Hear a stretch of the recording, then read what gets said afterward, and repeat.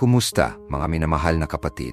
Isang malaking kagalakan na nandito tayo ngayon sa espesyal na sandaling ito. Maligayang pagdating sa ating channel. Kung ikaw ay bagong salta, huwag kalimutang mag-subscribe at maging bahagi ng ating komunidad ng pananampalataya, pag-ibig at pag-asa. At kung isa ka ng tagasunod, laging kamangha-mangha na makasama ka muli. Tunay kaming pinagpala na maibahagi ang salita ng Diyos kasama ninyo. Ngayon, mayroong tayong napakalalim at nakapagpapalakas na tema na tatalakayin. Ang panalangin mula sa awit 23 at awit 91 na nakatuon partikular sa pagpapagaling ng lahat ng karamdaman. Namumuhay tayo sa mga hamon at hindi maikakailan ang mga pagsubok at mga sakit ay maaring makagambala sa atin sa iba't ibang antas. Gayunpaman, itinuturo ng salita ng Diyos na mayroon tayong ligtas na kanlungan at isang pastol na gumagabay at nagmamalasakit sa atin. Ang awit 23 ay isa sa mga pinakapaboritong awit sa Biblia. Sa pagsasabi na ang Panginoon ang aking pastol, wala akong kakulangan, natutuklasan natin ang isang makapangyarihang pangako ng pag-aalaga, probisyon at proteksyon. Tinadala niya tayo sa mga luntiang pastulan at tahimik na tubig, pinapangalagaan ang ating mga kaluluwa at nagdadala ng pagpapagaling hindi lamang sa pisikal, kundi pati na rin sa espiritual at emosyonal. Anong ginhawa na malaman na hindi tayo nag-iisa sa ating mga laban? Maari tayong magtiwala na kahit sa mga pinakamadilim na sandali, siya ay nasa ating tabi, gumagabay at sumusuporta sa atin. Sa kabilang banda, ang awit 91 ay isang makapangyarihang panawagan ng proteksyon. Itinuturo nito sa atin ang kaligtasang natatagpuan natin sa ilalim ng mga pakpak ng kataas-taasan. Ang nakatira sa kanlungan ng kataas-taasan sa lilim ng makapangyarihan ay magpapahinga. Anong kahangahangang pangako? Sa mga panahon ng takot at kawalang katiyakan, maaari tayong magtago sa presensya ng Diyos na alam na siya ang ating kanlungan at lakas. Ang awit na ito ay lalong mahalaga pagdating sa mga karamdaman dahil nagpapaalala ito sa atin na ang proteksyon ng Diyos ay nasa atin at maaari tayong humingi ng kanyang tulong sa anumang sitwasyon. Ngayon, inaanyayahan ko kayong magmilay sa mga awit na ito at makiisa sa atin sa panalangin. Sabay-sabay tayong humiling sa Panginoon para sa pagpapagaling ng ating mga karamdaman at mga karamdaman ating mga kapatid. Walang kabuluhan kung ano ang iyong pinagdadaanan. Tandaan na ang Diyos ay makapangyarihan upang magpagaling at magpabalik.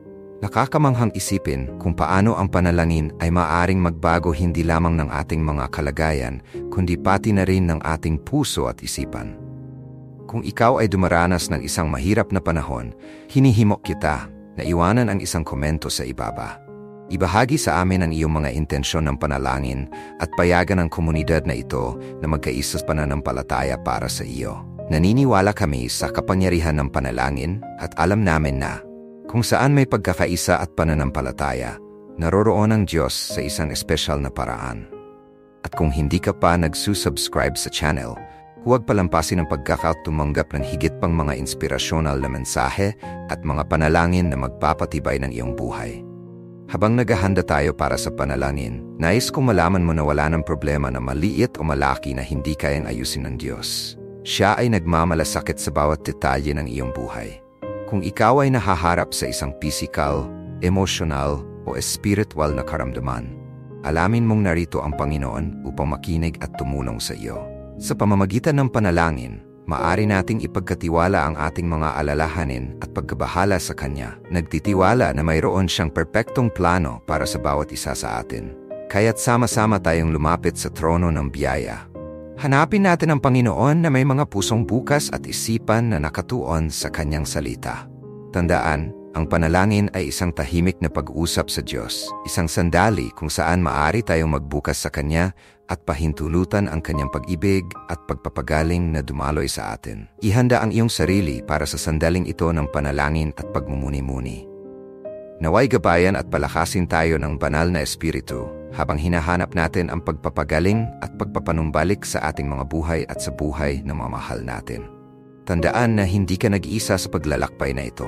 Sama-sama tayo, nagkakaisa sa pag-ibig at pananampalataya.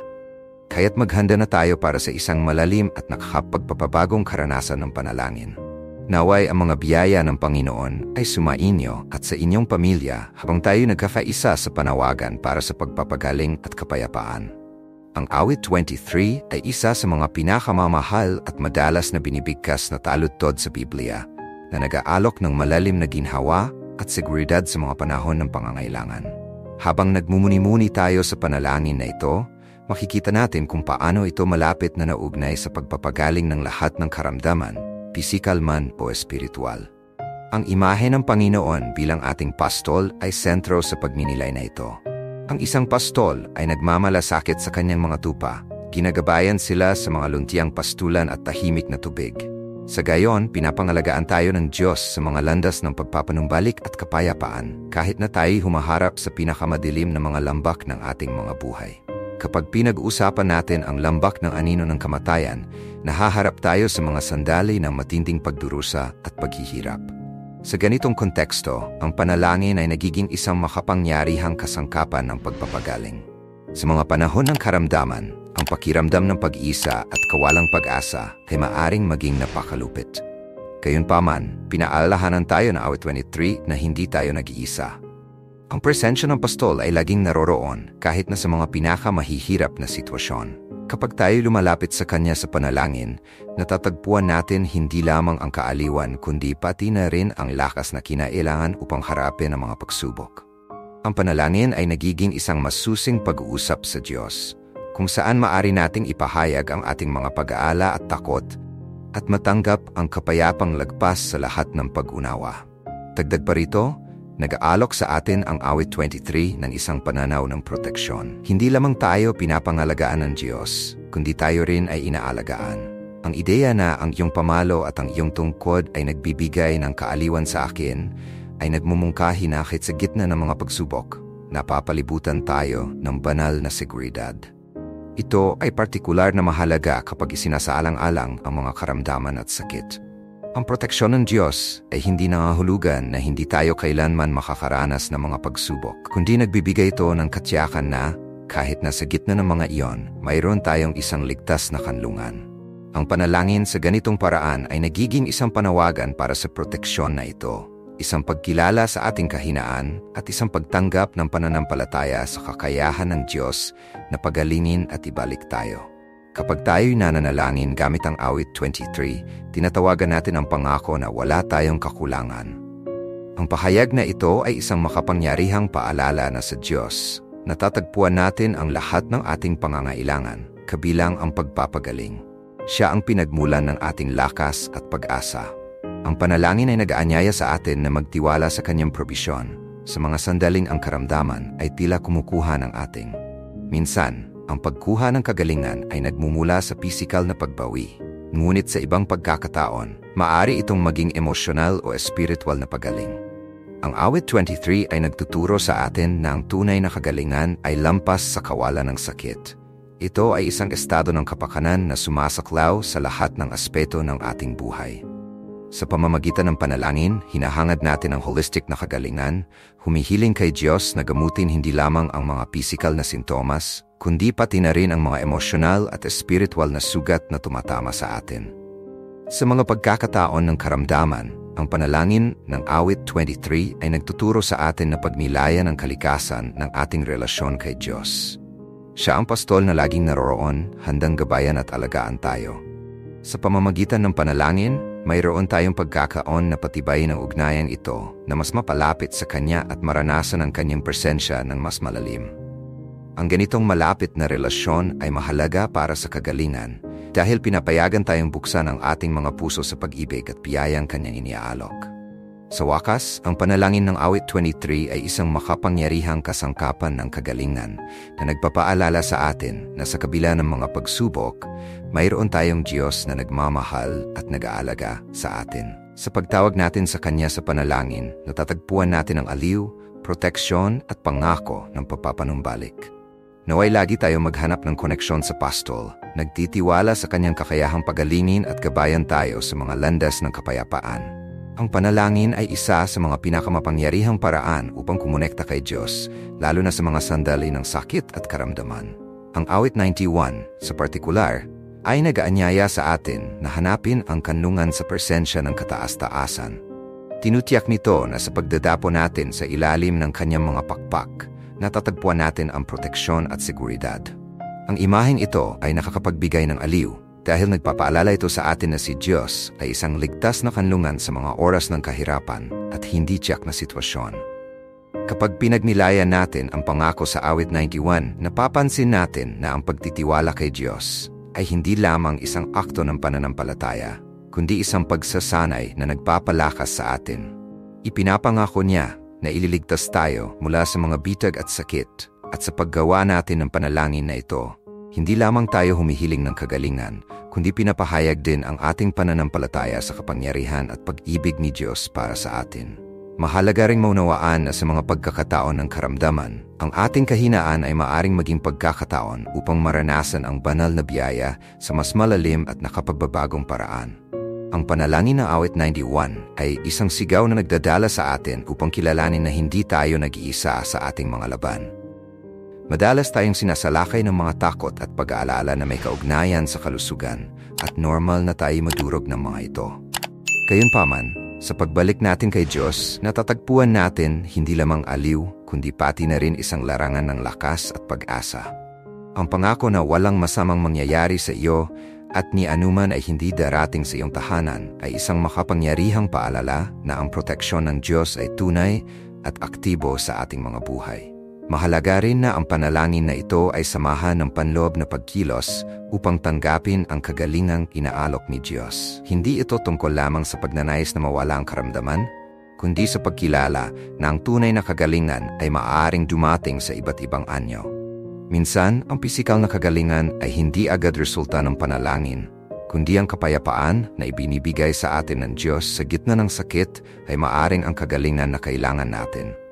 Sa kanyang presensya, natatagpuan natin ang ginhawa at aliw, kahit na ang sitwasyon ay hindi nagiging ayon sa ating inaasahan. Bukod dito, ang awit 91 ay nag-aanyaya sa atin na linangin ang isang malapit na relasyon kay Diyos.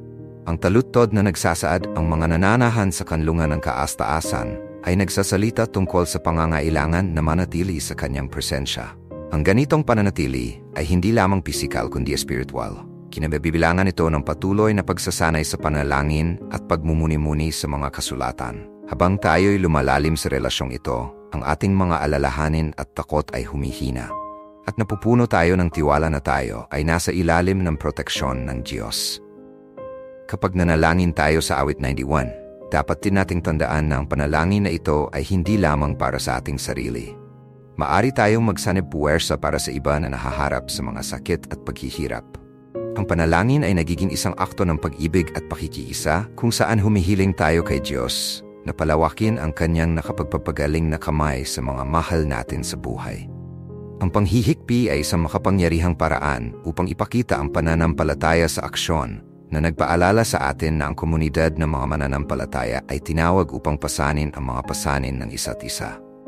Sa wakas, ang pagninilay sa awit 91 at ang aplikasyon nito sa paghahanap ng kagalingan ay nagtuturo sa atin tungkol sa kahalagahan ng pag-asa. Sa mga oras ng krisis, ang pag-asa ay isang mahalagang kayamanan. Pinapanatili tayong matatag, kahit na ang mga kalagayan ay tila laban sa atin. Sa ating panalangin, dapat nating tandaan na si Diyos ay tapat sa kanyang mga pangako, at kahit sa gitna ng sakit, siya ay nagtatrabaho para sa ating kapakanan. Ang kagalingan ay maaring dumating sa mga hindi inaasahang paraan, at ang ating pananampalataya ay dapat nakasalalay sa katiyakan na si Diyos ay palaging kasama natin, kailanman na hindi tayo iniiwan. Kaya, sa paggamit natin ng mga salita ng awit 91, naway maging higit pa ito sa isang simpleng pagbigkas. Naway maging isang tunay na katuwang ng pananampalataya at isang paanyaya sa karanasan ng presensya ng Diyos na nagpagaling, nagbalik loob at nagbago sa atin. Anuman ang karamdaman na ating hinaharap, naway ang panalangin ay maging ating kanlungan, at sa pamamagitan nito, matatagpuan natin ang seguridad, kapayapaan at kagalingan na labis nating kailangan. Ang kagalingan ay isang pangunahing tema sa kanasang pantao at bilang mga Kristiyano, nakatagpo tayo ng lakas at pag-asa sa mga kasulatan. Isa sa mga talatang nagbibigay ng malalim na pagminilay tungkol sa kagalingan ay Isaiah 53:5. Ang talatang ito na nagsasalita tungkol sa pagdurusa ni Kristo ay nagpapaalala sa atin na sa kanyang mga sugat, tayo ay gumaling. Ang makapangyarihang katotohanan ito ay nagpapakita sa atin na ang kagalingan ay hindi lamang pangako ng Diyos, kundi isang realidad na nagiging totoo sa pamamagitan ng sakripisyo ni Jesus. Ang ginawa ni Jesus sa krus ay hindi lamang para sa kapatawaran ng ating mga kasalanan, kundi para rin sa pagpapanumbalik ng ating mga buhay sa lahat ng dimensyon nito. Pisikal, emosyonal, at espiritual. Kapag isinaalang-alang natin ang pagkakaugnay sa Pag-awit 23, Awit 91, at Isaiah 53:5, napapansin natin ang isang malawak na larawan ng proteksyon at pag-aalaga ng Diyos. Ipinapakita sa atin ng Awit 23 si Diyos bilang isang mapagmahal na pastol na gumagabay at nagpoprotekta sa atin, kahit sa mga pinakamadilim na sitwasyon. Ang metapora ng lambak ng anino ng kamatayan ay nagaanyaya sa atin na pagnilayan ang mga subok na ating dinaranas. Sa mga sandaling ito, ang panalangin ay giging tulay sa pagitan ng ating sakit at ng nakakapagpaginhawang presensya ng Diyos. Sa pagtaw, ang kagalingan na inaalok sa atin ni Jesus ay buo, sumasaklaw sa lahat ng ating mga sugat.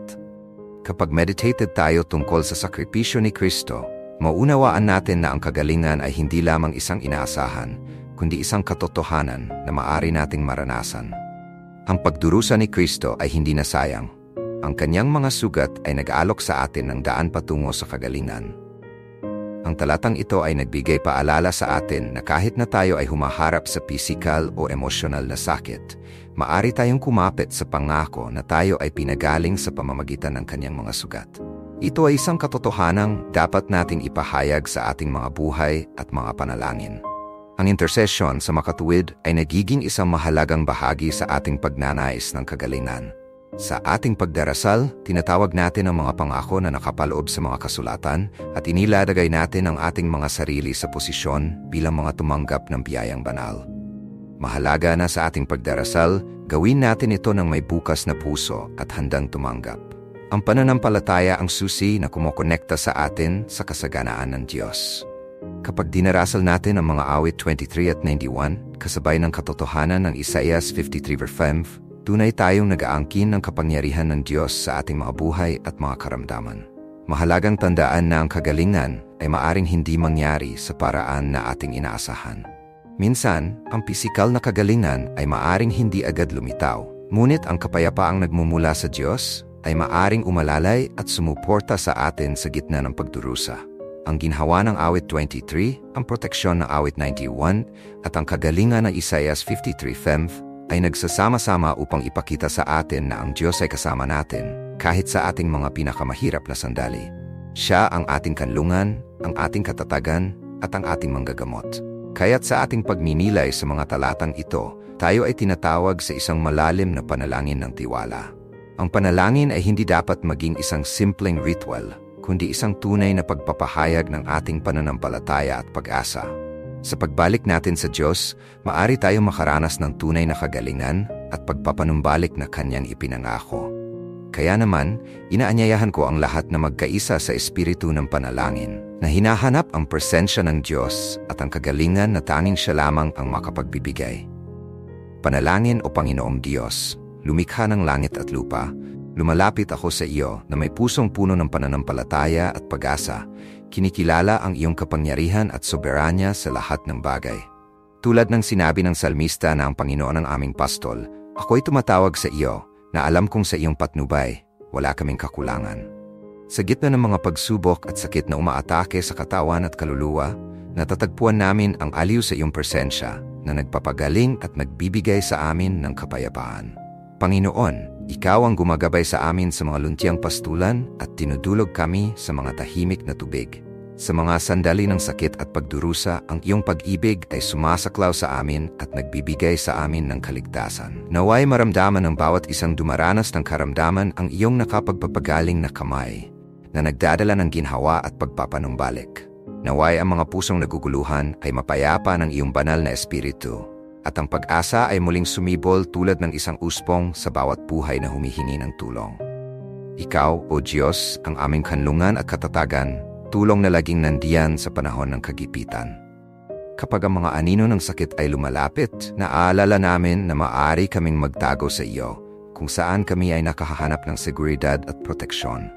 Inilalagay namin ang aming mga sarili sa ilalim ng iyong mga pakpak, Panginoon, at humihingi kami na ang iyong presensya ay sumaklaw sa amin, nagdadala ng kagalingan sa bawat selula ng aming katawan at nire-renew ang kalusugan ng aming pagkatao.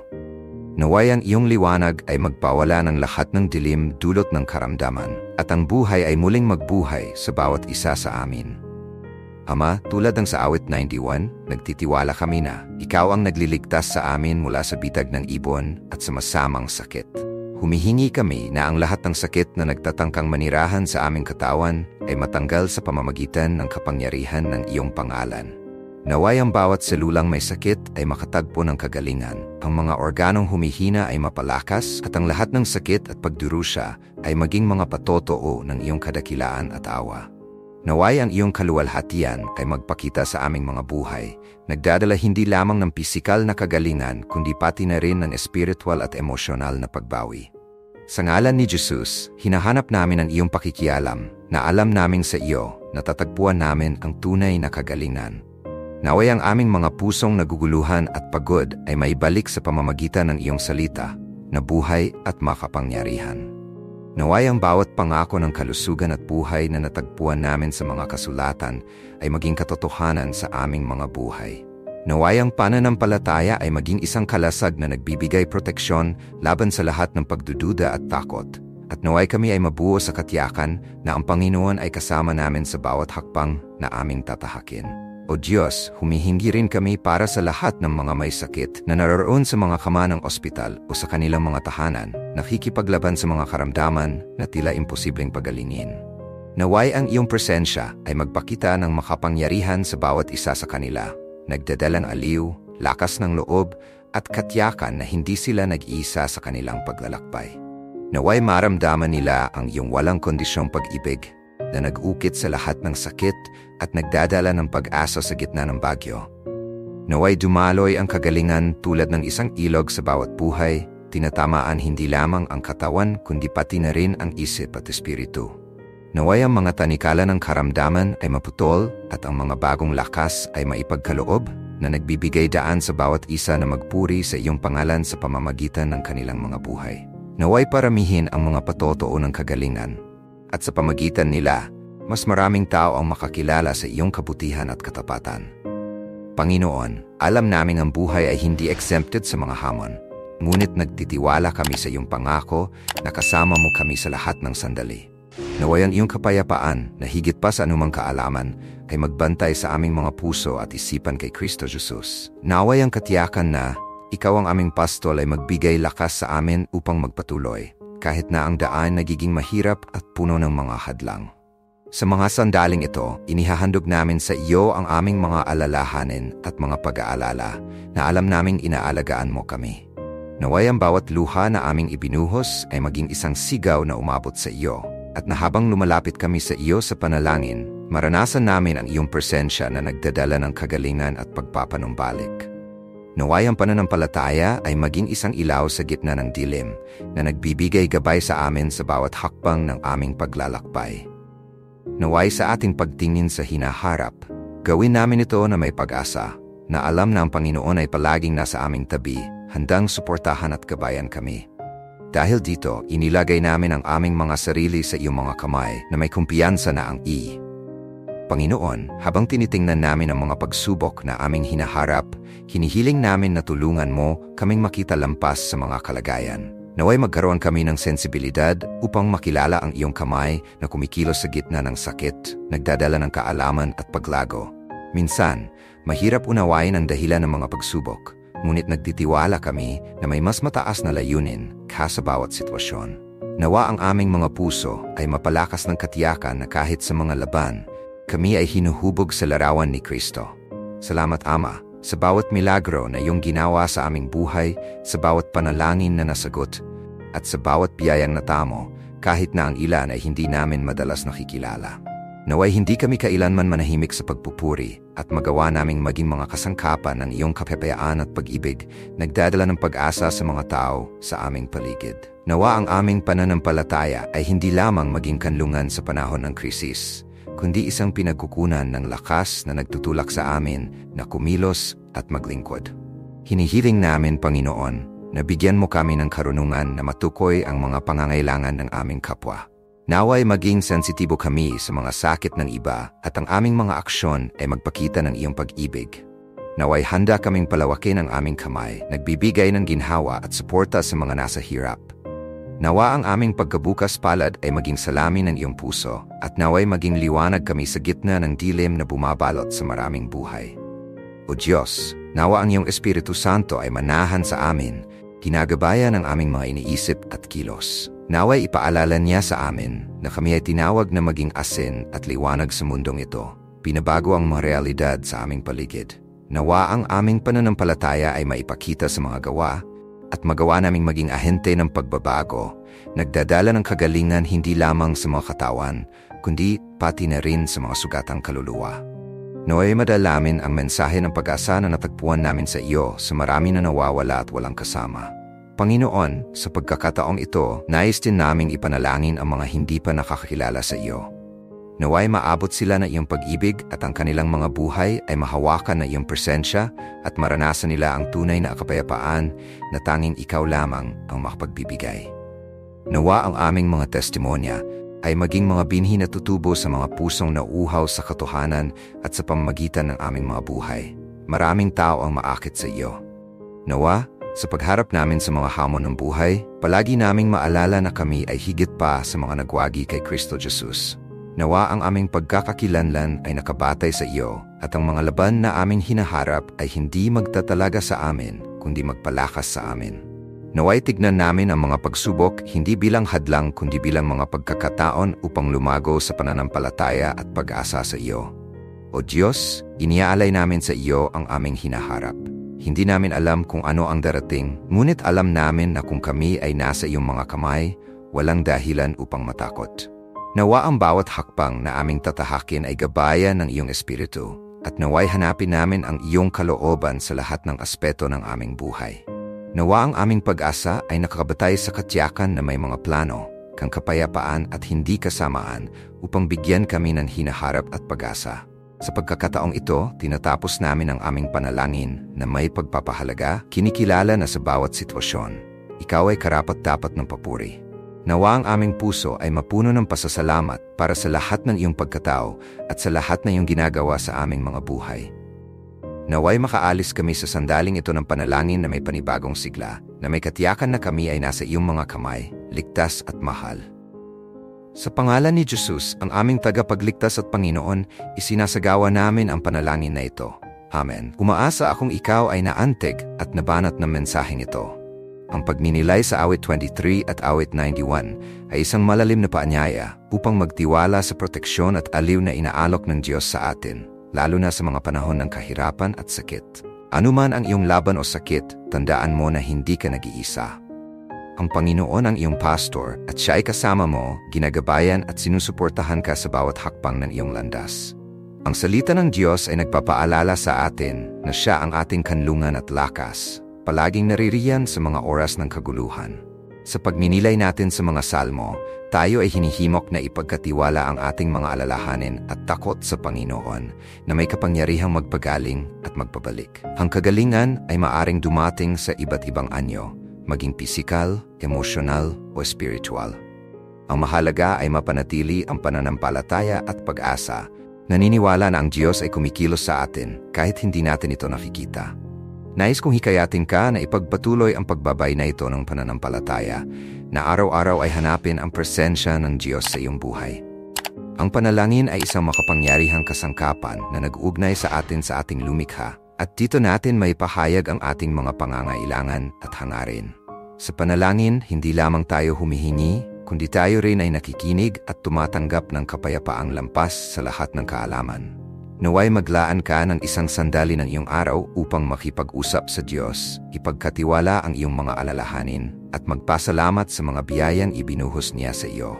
Kung ikaw ay dumaranas ng sakit o kahirapan, tandaan mo na ang kagalingan ay nagsisimula sa isipan at puso. Madalas, ang ating emosyonal na estado ang maaring makaapekto sa ating pisikal na kalusugan. Kaya't bukod sa panalangin, maghanap din ng mga tao na makapagbigay ng lakas at kapwa nagtutulungan sa isang pananampalataya. Ang pakikipag-ugnayan sa iba pang mga Kristiyano ay mahalaga para sa ating espiritual na pag-unlad. Sama-sama, maaari tayong magtulungan sa panalangin, ibahagi ang mga karanasan at mga testimonya kung paano kumikilos ang Diyos sa ating mga buhay. At sa pagharap mo sa mga pagsubok, huwag kalimutan ang kahalagahan ng pag-anunsyo sa salita ng Diyos.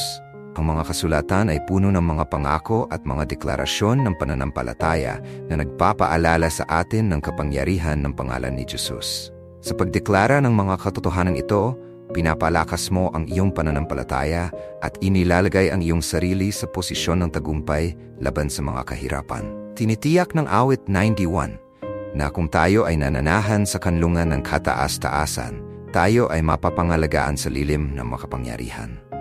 Ito ay isang katotohanang dapat nating dalhin sa ating mga puso.